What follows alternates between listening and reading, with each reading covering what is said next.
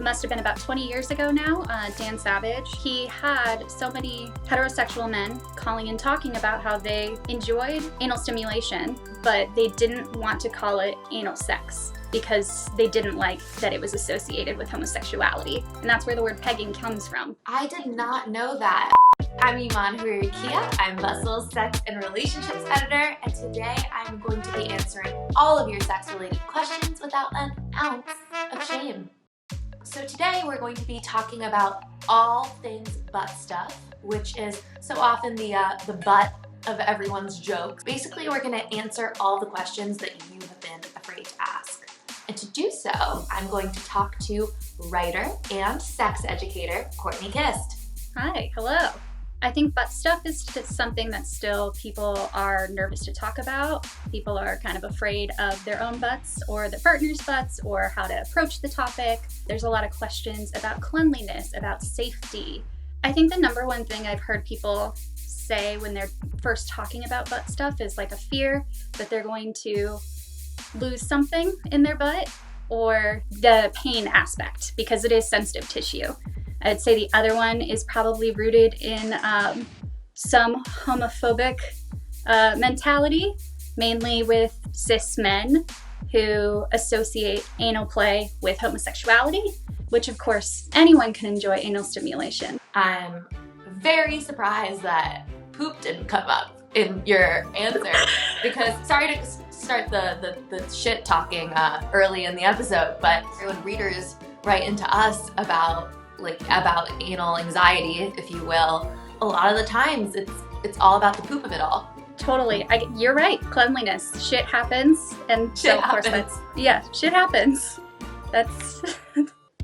Okay, so let's say that I have gotten to a place where I feel comfortable trying butt stuff or enjoying myself to butt stuff. Let's say I've had a conversation with my partner, we've communicated about it. What would you say are the first steps that we can take to both feel comfortable going in and also to get past the mental blocks?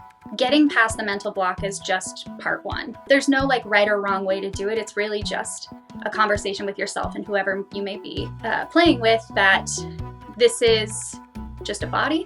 It is normal. We can stop at any point. Do you think that there is a certain order that you should go in when you're first starting to explore? Because there's so many different ways to, enter that exploration. Absolutely. There are a lot of ways that you can start off your anal adventure. It's like Candyland. Exactly. Make a board. Choose your own adventure. Generally, I would say as a starting point, deciding if you would first like to just start with external stimulation. I think that's a really good place to start, especially if it's brand new, you've never done anything even remotely close to your butt before. Starting with something like your fingers or a small vibrator just around the anus or on the perineum can be a good place to start. And I feel like this completely answers the pain aspect of the fear around butt stuff and butt play, because you don't want to go from 0 to 100. You do want to ease yourself into it, and you do want to feel in control, and also just communicating with your partner. So is it okay if I do this?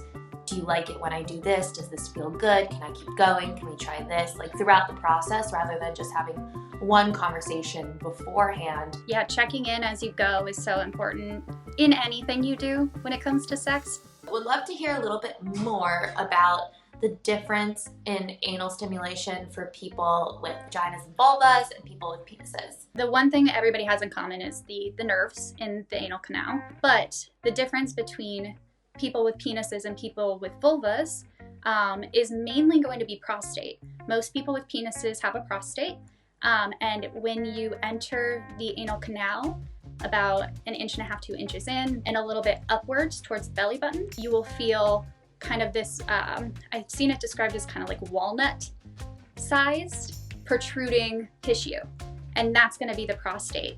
And that essentially can act like a G-spot for a person with a penis. People with penises have prostates, people with vulvas do not.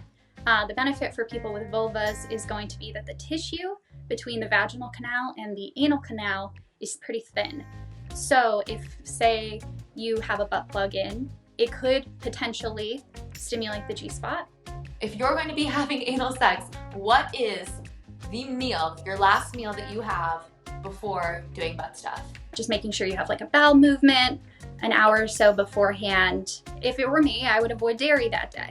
Probably not drink as much coffee. Stick to something that's like a solid meal. I've heard some people say they have like a kale salad because it acts fast, you know, it like cleans out the system. It was a healthy meal, so you're not feeling too bloated. So that's why everyone loves kale so much.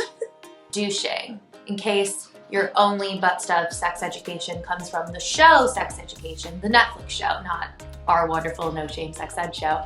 Can you explain for people that might not know why douching isn't necessarily necessary, and if you're not douching, what the best practices? It really isn't necessary, and the reason being that what it's doing is it's just you're pushing water into the anal canal. It's just kind of like doing a general clean and then it exits your body. It's not like you're detoxing your body of anything. It's just kind of doing a general like rinse off of the anal canal. With a lot of products that exist right now, there are a lot of things that exist that tell you that they're meant to be used for douching or for using an enema. And I would highly recommend not using anything that has any sort of mysterious ingredients in it or anything. The bacteria in the anal canal is incredibly precarious, so you don't want to mess around with it. So I know that I can't get pregnant from butt stuff, from having anal sex, but are there precautions, steps I can take to have safer anal sex? Can I get an STI from anal sex? What's the deal there? STIs are not as common as they would be for people having penetrative sex vaginally. I think in general, follow kind of your basic safer sex tips, using condoms, using gloves, and using dental dams if you're going to be doing any analingus or ass eating. You do not want to jump straight from doing anal play to vaginal play. You want to wash off, if you're using a condom or a toy, you want to clean the toy, you want to change the condom, whatever it may be. You should always be cleaning your toys in general, but especially if you're going to be using it between different orifices. I want that in the Constitution. Some quick notes on toys for anal play. You want to make sure that you avoid anything made of a porous material, so anything that's like a jelly or a PVC or anything like that. I would say stick to silicone toys, stick to like metals and glasses if you're comfortable with that. Anything that's non-porous and easy to clean. If it is porous, it's going to hold on to bacteria. So especially with anal play, it is important to have something that's not going to hold on to bacteria. It is incredibly, incredibly important that that toy has a base on it. Butts like to either pull things in or push things out. So you want to make sure you avoid the pulling things in. Do not put anything in your butt that does not have a base, because that could lead to the emergency room. Some other things you'll want to have ready to go for anal play. Lube is a big one. The anal canal is not a self-lubricating canal. I would recommend using a thick water-based lubricant, something like Sliquid, Sassy, or just anything that's kind of like a thick gel. You can use a silicone lube or an oil-based lube. However, you don't want to use a silicone lube if you are using any silicone toys. And you don't want to use an oil-based lube if you are using any safer sex barriers like condoms or gloves. So water-based is kind of a general good place to start. Easier for cleanup as well. So you've done the deed, you took care of business. What does aftercare look like? Aftercare can look like a lot of different things. In general, when we talk about aftercare, we're typically talking about the care of our partner. So having a check-in with your partner after the fact, making sure they're okay, making sure their body's feeling fine. I think especially with anal play, there's like a shame aspect to it, that people are afraid they're like doing it wrong or that something gross happened. Create a space where your partner feels comfortable, that you feel comfortable, that everyone's feeling safe after such a vulnerable thing. I would say just wash off as soon as you can, either taking a shower, just wiping off. That can also be like a sweet aftercare thing to do with your partners.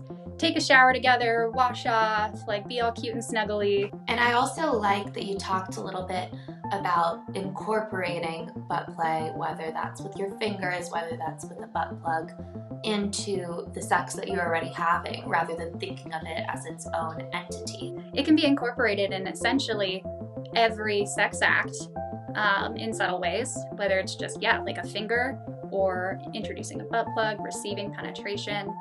while doing something else. Like, it's something that you can do on your own. And I think when starting out, it's something that you should do on its own first. Maybe don't like jump right in doing like 3 things at once, but it can be incorporated in some really wonderful ways. That's the beauty of the butt. Doesn't that sound like the name of a painting that would hang in the Louvre, the beauty of the butt?